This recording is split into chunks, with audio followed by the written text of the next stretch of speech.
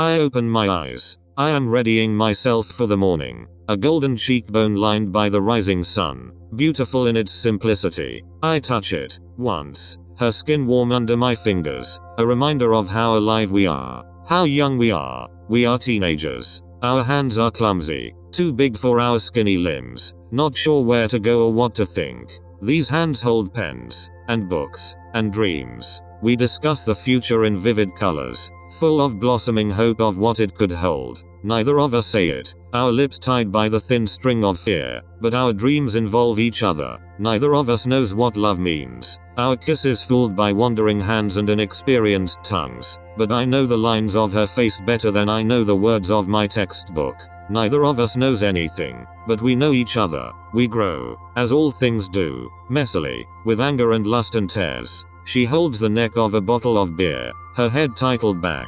Laughing into the night. Her cheeks flushed. She is brighter than any star, and I wonder if I could replicate the jewels in her eyes, and make them into a jewel for her finger. I smile, small, and take another sip. I know that she is the one. Our wedding is small, but loud. Screams of joy echoing from every lively corner. Her mother gives me a talk. My mother gives me a heart attack.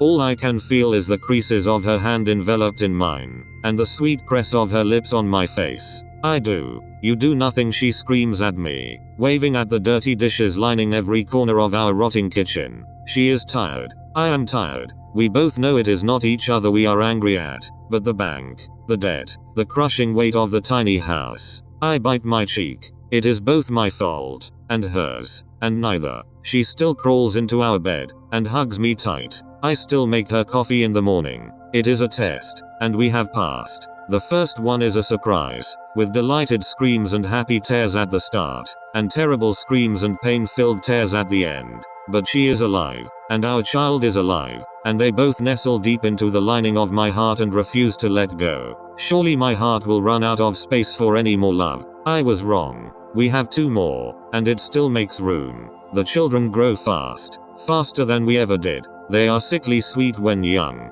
chubby cheeks and grotty hands, always reaching for something more. A little older, and they are cheeky, and quiet, and confused. A little older, and they are angsty, quiet, and polite. A little older still and they are angsty, and quiet. Then comes the dreaded stage. Angsty, and angsty. Teenagers. A little older, and it's going. Angsty, then gone. Going and angsty, then gone, and going. It's not long before the last kisses us both on the forehead and thanks us for the privilege of receiving our love. I hold her hands. Love is not a privilege, I say. It is a necessity. She smiles, and thanks us anyway. She was always far too polite. We move into a smaller house.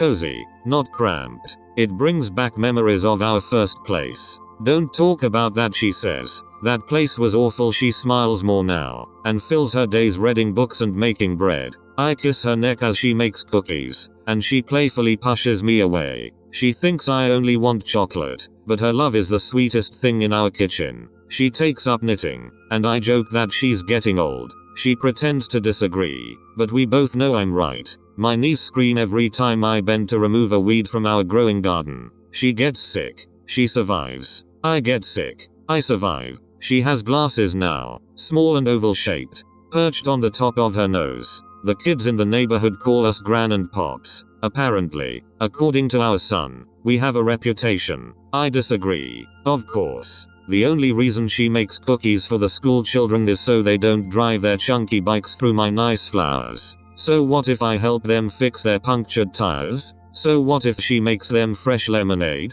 So what if we told them just ask him on a date? He told me he liked you the other day. That doesn't mean we like the buggers. The young men flirt with her, as a joke. They say she's the most beautiful thing they've ever seen. I growl at them, of course, but only because they're right. Our faces are lined with wrinkles now, and my hearing is half gone. She's stooped now, hunched and pinched. Yet every time she smiles we go back to being young, with those jewels in her eyes, and I fall in love all over again. We don't go out to the kids anymore. They come to us, and a young man helps her make the cookies when her hands shake, and a young woman helps me with the weeds when my knees give. I hear on the news every day about the new generation being lazy, and I shake my head every time. These kids are just growing the way all things grow, messily. I wake up one morning to the sweet sound of birds. I wake up one morning to the smell of fresh grass. I wake up one morning, the sun peeking over the horizon, its gentle limbs stroking our faces from the window. I wake up one morning,